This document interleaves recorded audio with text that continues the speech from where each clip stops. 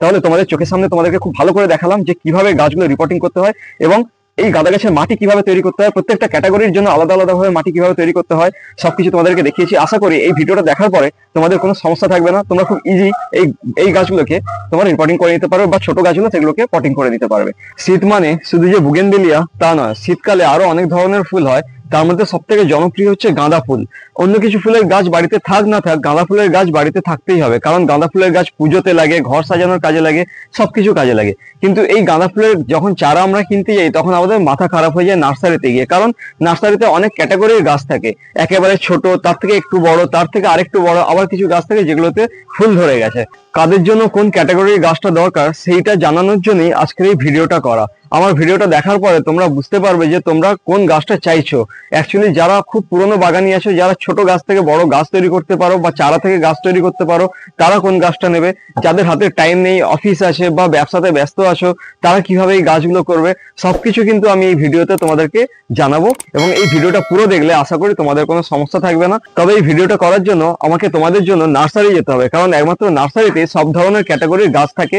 তাই আমি এখন নার্সারিতে যাব, ওখান থেকে কিছু গাছ কালেক্ট করব, তারপরে তোমাদেরকে বাড়িতে এসে ডিটেলসে দেখাবো এবং অ্যাকচুয়াল পটিং করে দেখাবো যে কোন গাছের জন্য কিরকম মাটি তৈরি করতে হয়, কিভাবে বসালে সেই গাছ ভালো গ্রোথ হবে, সবকিছু তোমাদেরকে আজকে দেখাবো। তাহলে চলো এখন নার্সারিতে যাওয়া যায়। শেষমেশ তোমাদের জন্য চলে এলাম নার্সারিতে। আর এই নার্সারির মালিকের সাথে আমাদের সম্পর্ক খুবই ভালো, তার কারণ হচ্ছে আমরা এখানে প্রায়ই গাছ কিনতে আসি। কাকু বললেন তুমি নিজে হাতে তোমার পছন্দ মতো গাছ তুলে নাও, তাই আমি নিজে হাতে এই গাছগুলো সব তুললাম। এখানে চারাগুলো সবই খুব হেলদি এবং খুবই ভালো, তাই এখানে বেছে বেছে বেশ কিছু চারা আমি তুলে নিলাম। এটা হচ্ছে ফার্স্ট ক্যাটাগরি এবং এর আগে যে চারাটা আমি নিয়েছি সেটা হলো সেকেন্ড ক্যাটাগরি। আর এখন যে চারাটা এই তুলছি একটু বড় সাইজের গ্রো ব্যাগে রয়েছে, এই চারা হচ্ছে থার্ড ক্যাটাগরি। শুধু ভিডিও করার জন্য নয়, আমি বাড়ির জন্য কিছু চারা নিয়ে নিলাম, কারণ এই চারাগুলো আমার বেশ পছন্দ হয়েছে। গাছের সাইজ বেশ ভালো হয়েছে, এখনো কুড়ি আসেনি, মানে এই গাছগুলোকে নিজের মতো তৈরি করা যাবে। আর একটা রক্তগাঁদার গাছ নিলাম, এটা মায়ের খুবই পছন্দের গাছ, এটা মায়ের জন্য। এখন যে গাছটা আমি নিচ্ছি এটা হচ্ছে আমার লিস্টের ফোর্থ ক্যাটাগরির গাছ, এর মধ্যে কুড়িও রয়েছে আর ভালোই বড় গাছ আর গ্রো ব্যাগে রয়েছে। গাছ নেওয়া কমপ্লিট, চলো এবার বাড়ি যাওয়া যাক। যে চারটে ক্যাটাগরির গাঁদা ফুলের গাছের কথা তোমাদেরকে বলছি সেগুলো আগে তোমাদের দেখিয়ে দিই। ফার্স্ট ক্যাটাগরি হচ্ছে একেবারে ছোট্ট চারা, যেগুলো নার্সারিতে গেলে আমাদেরকে কাঠি দিয়ে উপড়ে দেয়, 4 টাকা 5 টাকা করে পিস হয়। সেকেন্ড ক্যাটাগরি হচ্ছে এই যে থাম পড়ে থাকে, অলরেডি প্রচুর দেতে শেকড় হয়ে গেছে, এটা হচ্ছে সেকেন্ড ক্যাটাগরি। থার্ড ক্যাটাগরি গাছ এরকম বড় হয়ে যাবে এবং গ্রো ব্যাগে থাকবে, এটা হচ্ছে থার্ড ক্যাটাগরি। আর ফোর্থ ক্যাটাগরি হচ্ছে অলরেডি কুঁড়ি চলে এসছে, একটা দুটো ফুল ফুটছে, এগুলো হচ্ছে ফোর্থ ক্যাটাগরি। তাহলে চলো এই প্রত্যেকটা ক্যাটাগরির গাছে কিভাবে রিপোর্টিং করতে হয়, প্রত্যেকটা গাছের জন্য কিভাবে পটিং মিক্স তৈরি করতে হয় সেটাই তোমাদেরকে ডিটেলসে দেখাবো।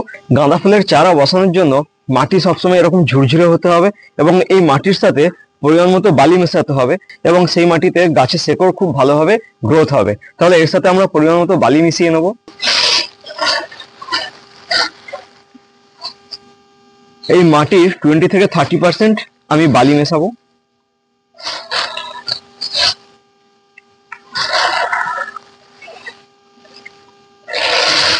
আর সঙ্গে মেশাবো গোবর সার। এই গোবর সারটা মিনিমাম 1.5 থেকে 2 বছর পুরনো হতে হবে, আর একেবারে গুঁড়ো করে নিতে হবে যেন এর ভেতরে কোনো ঢেলা না থাকে। পুরো গুঁড়ো করা গোবর সার মেশাবো। তোমরা যদি গোবর সার না পাও তাহলে ভার্মি কম্পোস্ট ব্যবহার করতে পারো, দুটোর কিন্তু একই কাজ হয়। আমি এখানে 20% গোবর সার মিশিয়ে নিচ্ছি।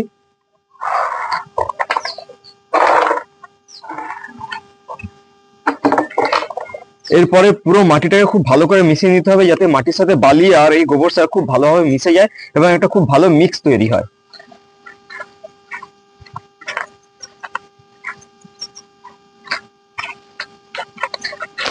মাটিটা আমি খুব ভালো করে মিশিয়ে নিয়েছি। এখন মাটিটার কালার এবং এর মিক্সটা দেখো, একেবারে ঝুরঝুরে আর হালকা কালচে টাইপের হয়ে গেছে। এর মানে মাটিটা খুব ভালো তৈরি হয়েছে এই গাঁদা গাছের জন্য। এর সাথে আমি আরেকটা জিনিস মেশাবো, সেটা হচ্ছে এই নিমখোল, কারণ এই মাটির মধ্যে অনেক খারাপ ব্যাকটেরিয়া বা পোকামাকড় থাকতে পারে। নিমখোল মেশালে সেই পোকামাকড় ও ব্যাকটেরিয়াগুলো একেবারে নষ্ট হয়ে যাবে এবং মাটি এই গাছগুলোর জন্য একেবারে উপযুক্ত হয়ে উঠবে। গাঁদা গাছ বসানোর জন্য পারফেক্ট মাটি একেবারে রেডি। এরপরে গাছ বসানোর পালা। আমি ফার্স্ট ক্যাটাগরির যে গাঁদা গাছটা তোমাদেরকে দেখিয়েছিলাম ছোট্ট চারা, ফার্স্ট ওটাকেই আমি পটিং করে দেখাবো। তার জন্য আমি নিয়েছি একেবারে ছোট টব। এই ছোট ছোট চারাগুলোকে কখনোই বড় টবে বসানো যাবে না, প্রথমে এই ছোট টবে গ্রো করতে হবে। যখন এই ছোট টবে গাছের সাইজটা মোটামুটি ভালো সাইজ এসে যাবে তখন একে বড় টবে রিপোর্টিং করতে হবে। তাই এই ছোট গাছগুলোর জন্য আমি নিয়েছি এরকম ছোট ছোট দুটো টব। টবগুলো দেখতেও দারুণ আর গাছগুলোও দেখতে খারাপ নয়, দুটো বেশ ভালো ম্যাচ করে যাবে। তাহলে চলো এই দুটোকে আগে পটিং করে নিই। টব ছোট হোক আর বড়, যেরকম সাইজের টব হোক না কেন, টবের ড্রেনেজ সিস্টেমটা সবসময় ভালো করতে হবে। তার জন্য এই যে নিচে হোলটা রয়েছে, এটার জন্য আমি এখানে একটা খোলাম কুচি দিলাম, আর খোলাম কুচি দিয়ে অল্প করে ধানের তুষ দিয়ে দেবো। দুটো টবে সেম ভাবে তৈরি করে নেবো ড্রেনেজ সিস্টেমটা। তোমরা বালি দিতে পারো, আমার কাছে ধানের তুষ অ্যাভেলেবেল আছে, তাই আমি ধানের তুষ দিলাম। টবগুলোতে হাফ মাটি ভর্তি করে নিয়েছি। এরপরে খুব আলতো করে এই চারাগুলোকে এই টবে বসিয়ে নিতে হবে, কারণ চারাগুলো একেবারে নরম, একটু চাপ পড়লেই কিন্তু ভেঙে যাবে বা কেটে যাবে। এইভাবে আলতো করে ধরে এর গোড়াতে মাটি ভর্তি করে দিতে হবে। এই গাছগুলো বসানো খুবই সহজ, কিন্তু খুব কেয়ারফুলি বসাতে হয়, না হলে কিন্তু গাছ নষ্ট হয়ে যেতে পারে বা ভেঙে যেতে পারে। সেম ভাবে আমি দুটো টবে গাছ বসিয়ে নিলাম। সেকেন্ড ক্যাটাগরি যে গাঁদা চারা, সেটা হচ্ছে এই থামপটে রয়েছে, প্লাস্টিকের থামপটে। এগুলোকে কিভাবে রিপোর্টিং করতে হবে সেটাও তোমাদেরকে এই ভিডিওতে দেখাচ্ছি। তার জন্য আমি এখানে একটু বড় সাইজের টব নিয়ে নিয়েছি। এই যে দুটো বড় সাইজের টব নিয়েছি। সেম ভাবে ড্রেনেজ সিস্টেমটা তৈরি করে নিতে হবে। এই যে নিচে যে হোলটা রয়েছে, এখানে খোলাম কুচি দিয়ে সেম ভাবে ড্রেনেজ সিস্টেম তৈরি করতে হবে। কিছুটা পরিমাণে মাটি সেম ভাবে ভর্তি করে দেবো।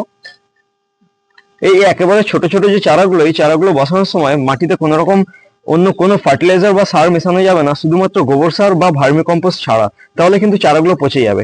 সেই জন্য আমি মাটিতে কোনো রকম কোনো সার মেশালাম না, শুধুমাত্র গোবর সার ছাড়া। এরপরে এগুলোকে থামপট থেকে বের করতে হবে।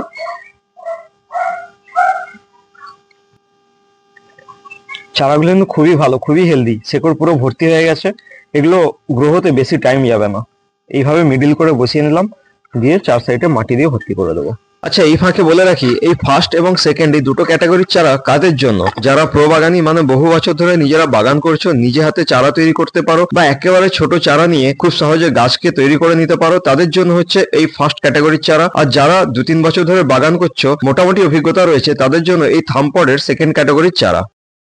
ফার্স্ট এবং সেকেন্ড এই দুটো ক্যাটাগরির গাছ তো বসানো কমপ্লিট হয়ে গেছে। এরপরে আসছে থার্ড এবং ফোর্থ ক্যাটাগরির গাছ হচ্ছে এইটা, যেটাতে ফুল চলে এসছে। আর থার্ড ক্যাটাগরির গাছগুলো হচ্ছে এই গাছগুলো, যেগুলোতে এখনো কুঁড়ি আসেনি বা ফুল আসেনি, কিন্তু গাছ যথেষ্ট বড় সাইজের।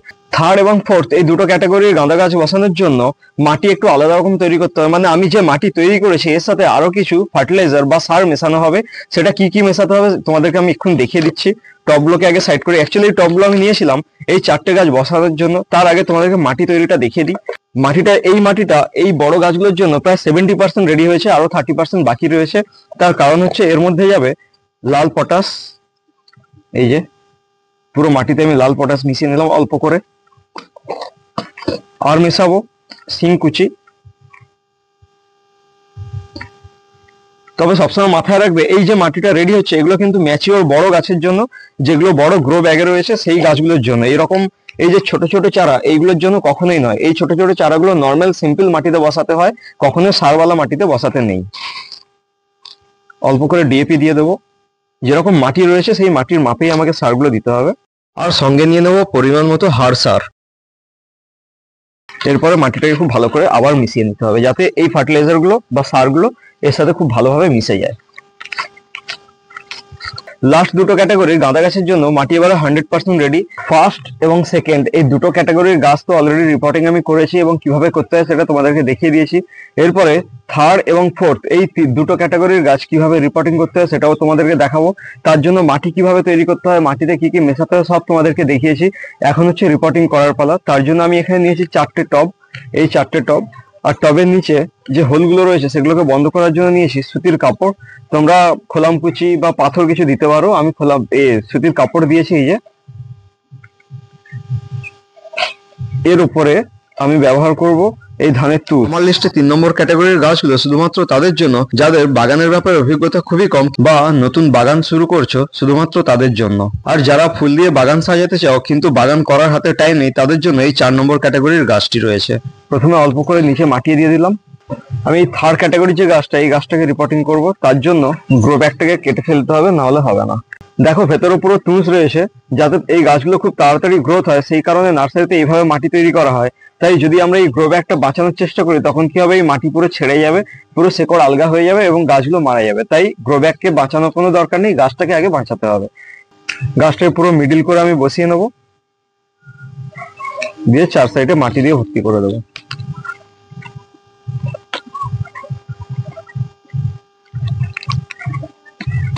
ঠিক সেম ভাবে বাকি 3টে গাছও আমি বসিয়ে নেবো এই টবে। যে 4টে ক্যাটাগরির গাছ তোমাদেরকে দেখালাম সবগুলো গাছ বসানো হয়ে গেছে, ফার্স্ট, সেকেন্ড, থার্ড এবং ফোর্থ। এই গাছটা কিন্তু একেবারে যারা গাছের পেছনে টাইম দিতে পারো না, নার্সারি থেকে গাছ কিনে এনে জাস্ট রিপোর্টিং করবে তাদের জন্য। এর কিন্তু কোনো কুড়ি কাটা যাবে না, এই সবগুলো কুড়ি থাকবে। কিন্তু থার্ড স্টেপের কোনো গাছে যদি এরকম কুড়ি চলে আসে, যেমন এই গাছটাতে কুড়ি চলে এসছে, এই কুড়িটাকে রাখা যাবে না, এই কুড়িটাকে এরকম কেটে দিতে হবে। কেটে দিলে সাইড থেকে যতগুলো ব্রাঞ্চ রয়েছে সবগুলো ব্রাঞ্চ আরো বড় হবে এবং ফুল পুরো ভর্তি হয়ে যাবে। সেম ভাবে যখন এই দুটো গাছেও এরকম ছোট কুঁড়ি আসবে, ফার্স্ট কুঁড়িটাকে কেটে দিতে হবে। কেটে দিলে গাছ পুরো ঝাঁকড়া হয়ে যাবে, তারপরে প্রচুর পরিমাণে ফুল হবে। হ্যাঁ, ফুলের সাইজ একটু ছোট হবে কিন্তু প্রচুর ফুল পাওয়া যাবে। আর ফার্স্ট কুঁড়িটা যদি আমরা রেখে দিই, ওই কুঁড়িটার এই যে ফুলটা হবে ওটা খুব বড় হবে কিন্তু ফুলের পরিমাণ একেবারে কমে যাবে। তাহলে তোমাদের চোখের সামনে তোমাদেরকে খুব ভালো করে দেখালাম যে কিভাবে গাছগুলো রিপোর্টিং করতে হয় এবং এই গাঁদা গাছের মাটি কিভাবে তৈরি করতে হয়, প্রত্যেকটা ক্যাটাগরির জন্য আলাদা আলাদা ভাবে মাটি কিভাবে তৈরি করতে হয় সবকিছু তোমাদেরকে দেখিয়েছি। আশা করি এই ভিডিওটা দেখার পরে তোমাদের কোনো সমস্যা থাকবে না, তোমরা খুব ইজি এই এই গাছগুলোকে তোমরা রিপোর্টিং করে নিতে পারবে বা ছোট গাছগুলো সেগুলোকে পটিং করে নিতে পারবে। এরপরে যে কাজটা বাকি থেকে গেছে সেই কাজটা হলো এই গাছগুলোতে জল দেওয়া। জলের সাথে আমি একটা জিনিস মেশাবো, সেটা হচ্ছে হিউমিক অ্যাসিড। যেহেতু এই গাছগুলো একেবারে নতুন আর এর শেকড় গুলো একেবারে কচি, তো সেই কারণে এই শেকড় গুলো যে পরিমাণে স্ট্রেস পেয়েছে, সেই স্ট্রেসের হাত থেকে গাছগুলোকে বাঁচানোর জন্য আমি হিউমিক অ্যাসিডের জল করে প্রত্যেকটা গাছের গোড়ায় দিয়ে দেবো। তাতে কি হবে, গাছগুলো দ্রুত মাটিতে লেগে যাবে, মানে দ্রুত গ্রোথ নিয়ে নেবে, গাছ তার স্ট্রেস থেকে মুক্তি পাবে।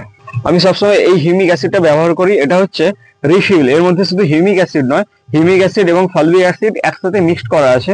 এটা গাছের জন্য খুবই উপকারী। এই 1 মগ জলে 8-10 ফোঁটা মতো আমি নিয়ে নেবো।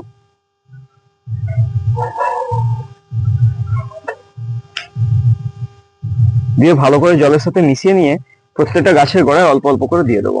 সব শেষে পরিমাণ মতো জল দিয়ে টবের মাটিগুলোকে খুব ভালো করে ভিজিয়ে দিতে হবে। এই কাজটা কিন্তু যে কোনো গাছ বসানোর পরে অবশ্যই করতে হবে।